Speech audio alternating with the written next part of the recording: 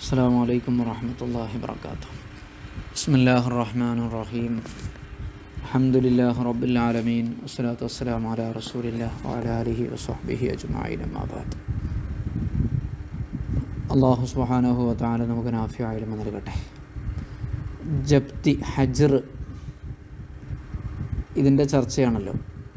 ഈ മൈനറുടെ സ്വത്ത്, മൈനർ അഥവാ ഇന്ത്യയുടെ നിയമത്തിലൊക്കെ പ്രായപൂർത്തിയാകാത്ത ആളുടെ സ്വത്ത്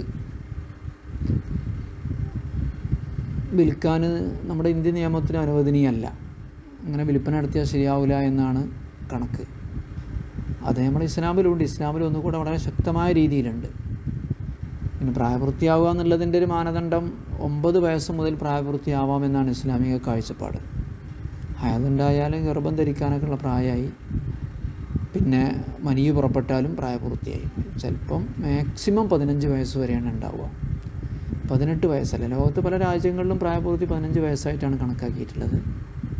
മിക്കവാറും പ്രായപൂർത്തി, മനിയ് പുറപ്പെടലും ഹയതുണ്ടാവലൊക്കെ 15 വയസ്സായിട്ടാണ് ഉണ്ടാവുക. അടിസ്ഥാനത്തിലാണ് 15. ഇപ്പോൾ അതിൻ്റെ മുമ്പ് തന്നെ ഉണ്ടാവുന്നുണ്ടെങ്കിൽ അതിന് മുമ്പ് പ്രായപൂർത്തിയാകും.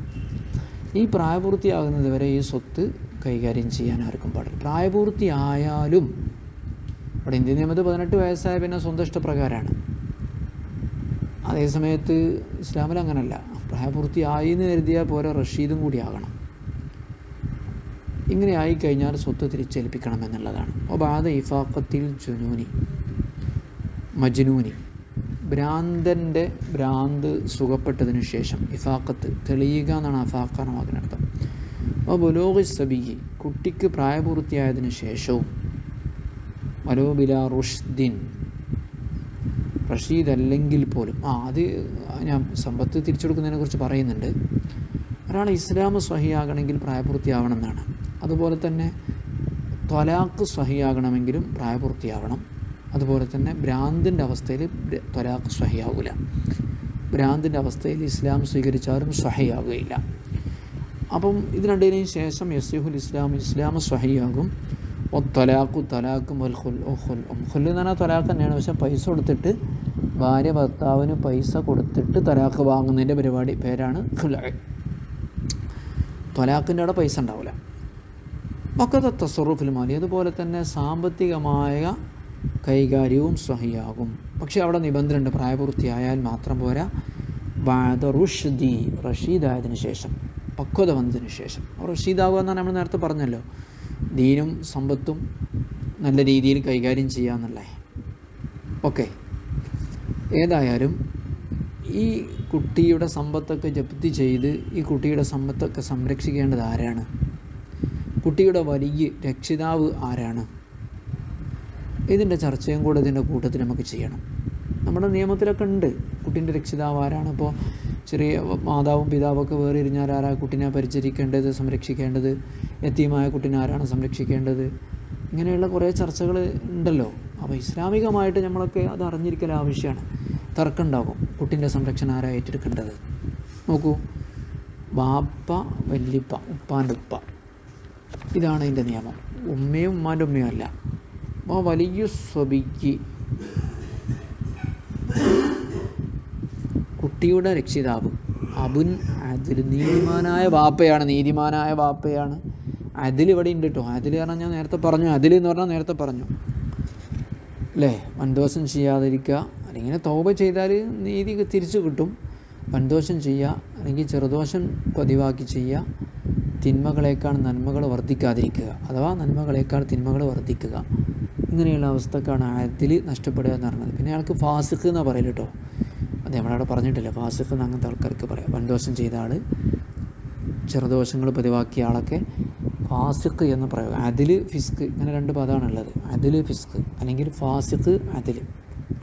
അപ്പോൾ കുട്ടിൻ്റെ വലിയ വാപ്പയോ ഫബുഹു, ഉപ്പാൻ്റെ ഉപ്പയോ ആണ് വൈകുന്നേരത്ര മുകളിലോട്ട് കയറിയാലും അല. പിന്നെ വസിയുൻ, അവർ പറഞ്ഞു ഏൽപ്പിക്കുന്ന ആളുകളാണ്. വസിയ ഉണ്ടാവില്ല. ഇപ്പോൾ മരിക്കണതിന് മുമ്പൊക്കെ വസിയത്ത് ഏൽപ്പിക്കുന്നുണ്ടോ, എൻ്റെ കുട്ടീനെ നോക്കണമെന്ന് പറഞ്ഞിട്ട് ആരെങ്കിലുമൊക്കെ ഏൽപ്പിച്ചിട്ടുണ്ടെങ്കിൽ അത് ചിലപ്പോൾ ഉമ്മയായിരിക്കാം, അല്ലെങ്കിൽ വേറെ ആരെങ്കിലുമൊക്കെ ആയിരിക്കാം, ആണോ പെണ്ണോ ഒക്കെ ആയിരിക്കാം. വസിയാണ്, വസിയത്ത് ഏൽപ്പിച്ച ആൾ.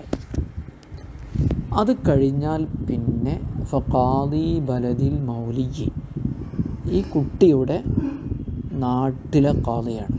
മൗലിയി എന്ന് പറഞ്ഞാൽ വലിയ രക്ഷിതാവ്, മൗലിയി എന്ന് പറഞ്ഞാൽ രക്ഷിതാവിൻ്റെ സംരക്ഷണത്തിലുള്ള ആൾക്ക് മൗലിയി എന്ന് പറയും. മൗലിക്കിൻ്റെ നാട്ടിലെ ഖാദിയാണ്. എപ്പോൾ ഇൻകാന അദിലൻ അമീനൻ, നീതിമാനും വിശ്വസ്തനുമാണെങ്കിൽ. ഖാദിക്ക്, നമ്മുടെ നാട്ടിലെ ഖാദിക്ക് പണിയൊക്കെ ഉണ്ട്. ഈ കുട്ടികളുടെയൊക്കെ വിലായത്ത് സംരക്ഷിക്കേണ്ട ഉത്തരവാദിത്തം ഇവർക്കാണ്. അപ്പോൾ അയാൾ നീതിമാനാകണം, അമീനൻ വിശ്വസ്തനാകണം, സാമ്പത്തികമായ കൈകാര്യങ്ങളിൽ അമീനാകണം. പക്ഷേ ഫൈൻകാന മാലുഹൂബി വലതിന് ആഖറ, പക്ഷേ കുട്ടിയുടെ സ്വത്ത് മറ്റൊരു നാട്ടിലാണെങ്കിലോ, അപ്പോൾ പിന്നെ മൗലികിൻ്റെ നാട്ടിലെ ഖാദിയല്ല, പിന്നെ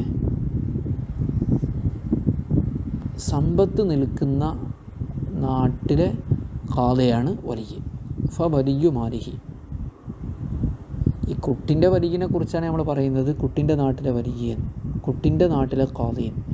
അപ്പോൾ സ്വത്തും ആ നാട്ടിലാവണം. ഇനി സ്വത്ത് മറ്റൊരു നാട്ടിലാണെങ്കിലോ, അപ്പോൾ ഫൈൻകാന മാലുഹുബി വലതിന് ആഖറ, സ്വത്ത് വേറെ നാട്ടിലാണെങ്കിൽ വലിയ മാലിഹി, കുട്ടിൻ്റെ സ്വത്തിൻ്റെ വലിയ മറ്റൊരാളാണ്. ആരാണത്? ഖാദി ബലദിൽ മാലി, സ്വത്തുള്ള നാട്ടിലെ ഖാദിയാണ്. എന്തൊക്കെയാണ് ഈ വലിയൻ്റെ ഡ്യൂട്ടി? വലിയാണെന്ന് പറഞ്ഞാൽ നമ്മുടെ ഔലിയപ്പാപ്പയാണ് നടത്തതിനല്ല പറഞ്ഞത്. സംരക്ഷകൻ, രക്ഷിതാവ്, രക്ഷിക്കുന്നയാൾ.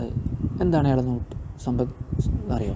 സമ്പത്ത് സംരക്ഷിക്കുക, വിൽക്കുക, വാടക കൊടുക്കേണ്ട സാധനമാണെങ്കിൽ വാടക കൊടുക്കുക, ഇത്തരം കാര്യങ്ങളൊക്കെ. ഫീ ഹിഫ്ദിഹി, സമ്പത്ത് സംരക്ഷിക്കുന്ന വിഷയത്തിൽ ഈ വലിയ മാലിൻ്റെ വലിയാണെന്ന് പറഞ്ഞാൽ, ഈ മാലിൻ്റെ വലിയൻ്റെ ഉത്തരവാദിത്തം എന്താണ്? കുട്ടിൻ്റെ വലിയന് കുട്ടിയുമായി ബന്ധപ്പെട്ട ഉത്തരവാദിത്തം ഉണ്ടാവും, സ്വത്തിൻ്റെ വലിയന് സ്വത്തുമായി ബന്ധപ്പെട്ട ഉത്തരവാദിത്തം ഉണ്ടാവും. അതെന്തൊക്കെയാണ്? ഫീ ഹിഫ്ദിഹി, സ്വത്ത് സംരക്ഷിക്കുക, ബൈഇഹി, അത് വിൽക്കുക, ഇജാറത്തിഹി, അത് വാടക കൊടുക്കുക. അതെപ്പോഴാണ് വിൽക്കേണ്ടതും വാടക കൊടുക്കേണ്ടതും? ഇന്ദ ഖൗഫി ഹലാക്കിഹി, അത് നശിക്കുമെന്ന് ഭയപ്പെടുമ്പോൾ. ഓക്കെ, അടുത്തതായിരിക്കാം പിന്നെ ഖാദി കഴിഞ്ഞാൽ പിന്നെ ഫസുലഹാഉ ബലദിഹി, നാട്ടിലെ നല്ല മനുഷ്യന്മാർ. സ്വാലിഹിൻ്റെ മാണ് സുലഹ.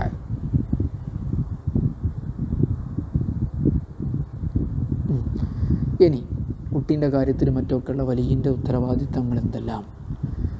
ഒന്നുമില്ല, ഗുണകരമായ രീതിയിൽ വർത്തിക്കുക എന്നുള്ളതിനെ, കുട്ടിക്കും കുട്ടീൻ്റെ സ്വത്തിനും ഉപകാരപ്രദമാകുന്ന, ഗുണകരമാകുന്ന, നന്മയുണ്ടാകുന്ന വിധത്തിൽ പ്രവർത്തിക്കുക, സമ്പത്ത് സംരക്ഷിക്കുക എന്ന് മാത്രമല്ല, അതിന് ഇസ്തിന്മാ, നമാ എന്ന് പറഞ്ഞാൽ വളർച്ച, ഇസ്തിന്മാ, അതിനെ വളർത്തുക. കുട്ടിക്ക് ചിലവിന് ആവശ്യമുണ്ടാകുന്ന സക്കാത്ത് കൊടുക്കാനൊക്കെ ആവശ്യമുള്ള അളവിൽ എന്ത് ചെയ്യുക?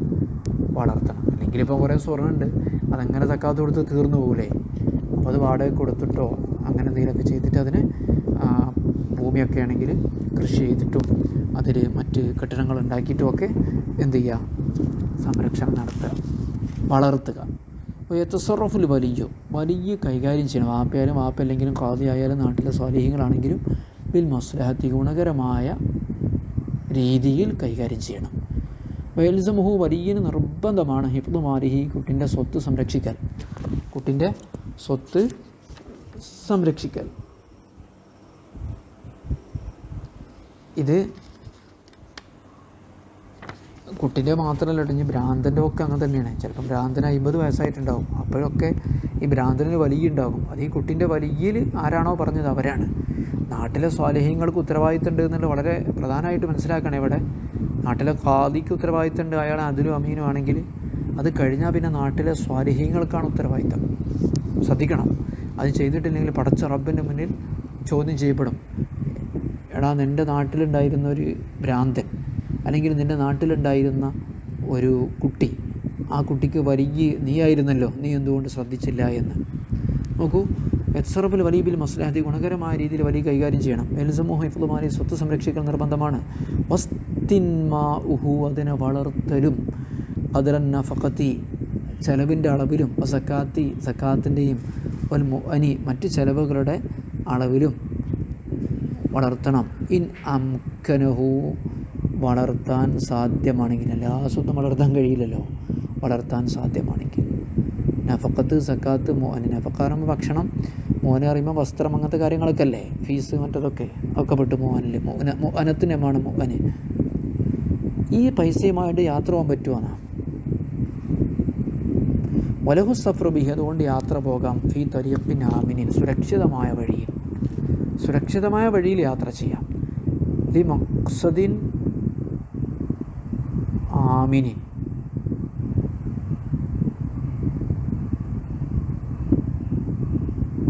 ബർറൻ, ഒരു സുരക്ഷിതമായ ലക്ഷ്യത്തിന് വേണ്ടി.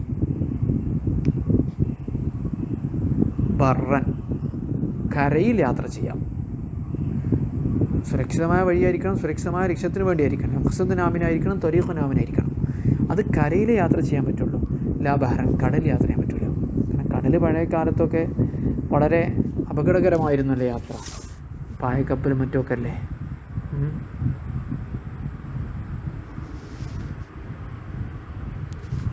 അതുകൊണ്ടാണ് അങ്ങനെ പറയാനുള്ള കാരണം. പിന്നെ ഈ കുട്ടീൻ്റെ സ്വത്ത് കൊണ്ട് കച്ചവടം ചെയ്യലാണോ അല്ല വല്ല വരുമാനത്തിന് വേണ്ടി പറമ്പ് വാങ്ങലാണോ നല്ലത്? ഇപ്പോൾ നാട്ടിലെ കാര്യങ്ങളൊക്കെ മരിക്കില്ല, കുട്ടികൾക്കും വേണ്ടി ഈ കച്ചവടത്തിലൊക്കെ ഷെയർ ചെയ്യുക കൂടുമല്ലോ, അപ്പം വരുമാനം കിട്ടും. അല്ല വല്ല ഭൂമിയോ മറ്റോ വാങ്ങിയിട്ടിട്ട് കെട്ടിടമോ മറ്റോ വാങ്ങിയിട്ടിട്ട് ഏതാണ് നല്ലത്? ഇതിലൊക്കെ ഇസ്ലാമിന് കൃത്യമായ കാഴ്ചപ്പാടുണ്ട്. നമുക്ക് തന്നെ അറിയാം, കച്ചവടത്തിൽ കൊടുക്കാൻ നമുക്ക് പേടിയാണ്, നഷ്ടപ്പെടാൻ സാധ്യതയുണ്ട്. വല്ല ഭൂമിയോ പറമ്പൊക്കെ വാങ്ങിയിട്ടാൽ വരുമാനം കുറഞ്ഞാലും അവിടെ സുരക്ഷിതമായിട്ടുണ്ടാകും. നോക്കൂ, ഷിറാവു അക്കാരിൻ, ഒരു പറമ്പ്, ഒരു ഭൂമി വാങ്ങുന്നത്, യക്ഫീഹി, എങ്ങനത്തെ ഭൂമി? അത് ഖല്ലത്തുഹു, യക്ഫീഹി ഖല്ലത്തുഹു, അതിൻ്റെ വരുമാനം അവന് തികയും. ഖല്ലത്ത് പറഞ്ഞാൽ വരുമാനം, അതിൻ്റെ വരുമാനം ആ കുട്ടിയുടെ ചെലവിന് തികയും. അങ്ങനെയുള്ളൊരു പറമ്പ് വാങ്ങുന്നതാണ് ഔലാമിന തിജാറ, കച്ചവടത്തിനേക്കാൾ ഉത്തമം. കുട്ടിയുടെ പേരിലുള്ള സ്വത്ത് വിൽക്കാൻ പറ്റുമെന്നാ? കാരണം ഉണ്ടെങ്കിൽ വിൽക്കുക, വെറുതെ ബിസിനസ്സിനൊന്നും വിൽക്കാൻ പറ്റില്ല. വലാ യബി അക്കാറഹു, അവൻ്റെ പറമ്പ് വിൽക്കാൻ പറ്റില്ല. ഇല്ലാലെ ഹാജത്തിന്, ആവശ്യത്തിന് വേണ്ടിയല്ലാതെ. ഓൻ്റെ ഭൂമി എന്താകുന്നുണ്ട്, ഓൻ്റെ വീട് കേടുവരാനായിട്ടുണ്ട്, അപ്പോൾ അത് നന്നാക്കണമെങ്കിൽ കുറച്ച് ഭൂമി വിറ്റേ പറ്റുള്ളെങ്കിൽ അപ്പോൾ അതിൻ്റെ അളവിൽ വിൽക്കാം. ആവശ്യത്തിന് വേണ്ടി അല്ലാതെ പറമ്പ് വിൽക്കരുത്. അപ്പോൾ ഗിബത്തത്തിൻ ലാഹിറ, അല്ലെങ്കിൽ വളരെ വ്യക്തമായ നേട്ടത്തിന് വേണ്ടിയല്ലാതെ. ആ പറമ്പ് വിറ്റാൽ നല്ല നേട്ടം, അത് സാധ്യതല്ല. ലാഹിറത്തിന് വ്യക്തമായ ഒരു നേട്ടം, ഒരു ചാൻസ്, ഗിബത്തത്ത്, ഒരു ലാഭം ഉണ്ടെങ്കിൽ മാത്രമേ പറമ്പ് വിൽക്കാൻ പറ്റുള്ളൂ. അല്ലെങ്കിൽ എന്ത് ചെയ്യാൻ പാടില്ല, പറമ്പൊന്നും വിൽക്കാൻ പാടില്ല.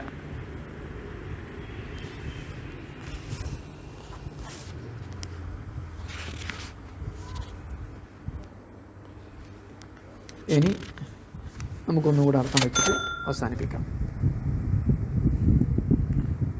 വബഅദ ഇഫാഖത്തിൽ മജ്നൂനി, ഭ്രാന്ത് സുഖപ്പെട്ടതിന് ശേഷവും കുട്ടിക്ക് പ്രായപൂർത്തിയായതിനു ശേഷവും, റഷീദ് അല്ലെങ്കിൽ പോലും, റഷീദാകാതെ പ്രായപൂർത്തിയായാൽ പോലും, യസിഹുൽ ഇസ്ലാമു തലാഖ് വൽ ഖുല്ലു, ഇത് മൂന്നും സഹിയാകും.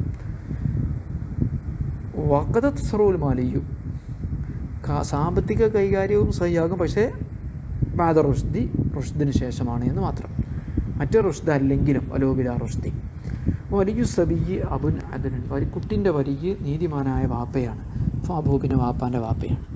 അപ്പോൾ വാപ്പുണ്ട്, പക്ഷേ വാപ്പ തമ്മാടിയാണെങ്കിൽ പിന്നെ വാപ്പാക്കല്ല കേട്ടോ, അപ്പോൾ പിന്നെ വാപ്പാൻ്റെ വാപ്പാക്ക പോവുക വൈകുന്നേരം അത്ര മുകളിലോട്ട് പോയാൽ.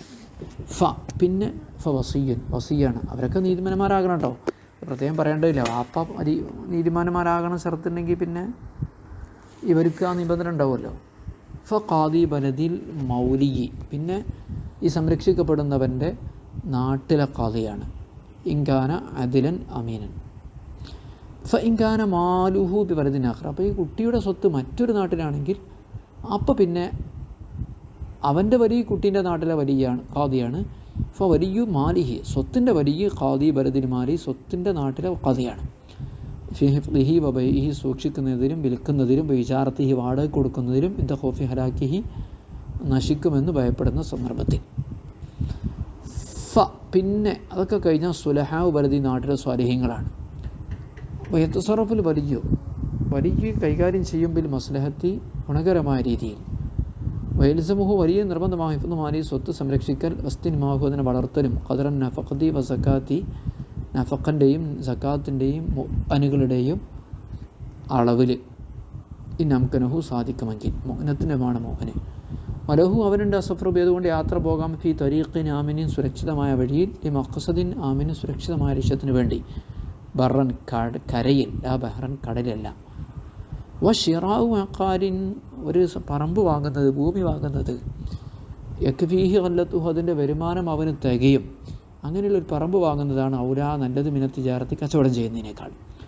വലായബി അഖാറു മൗലിയിൻ്റെ പറമ്പ് വിൽക്കരുത് ഇല്ലാലി ഹാജത്തിന് ആവശ്യത്തിന് വേണ്ടിയല്ലാതെ അക്രമികളെ ഭയപ്പെടുക കയ്യേറ്റമൊക്കെ ഭയപ്പെടുമ്പോൾ ഔ ഗീബത്ത് നാഹിറാണെങ്കിൽ വ്യക്തമായ നേട്ടത്തിന് വേണ്ടിയല്ലാതെ.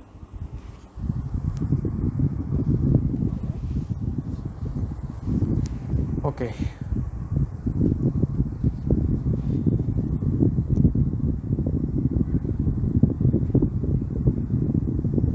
ഇനിയും അവൻ്റെ സ്വത്തുമായി ബന്ധപ്പെട്ട കൈകാര്യത്തിലുള്ള കുറച്ച് ചർച്ചയാണ് നമുക്ക് അടുത്ത ക്ലാസ്സിൽ പറയാനുള്ളത്. തൗഫീഖ് നൽകുമാറാവട്ടെ. അസ്സലാമു അലൈക്കും വറഹ്മത്തുള്ളാഹി.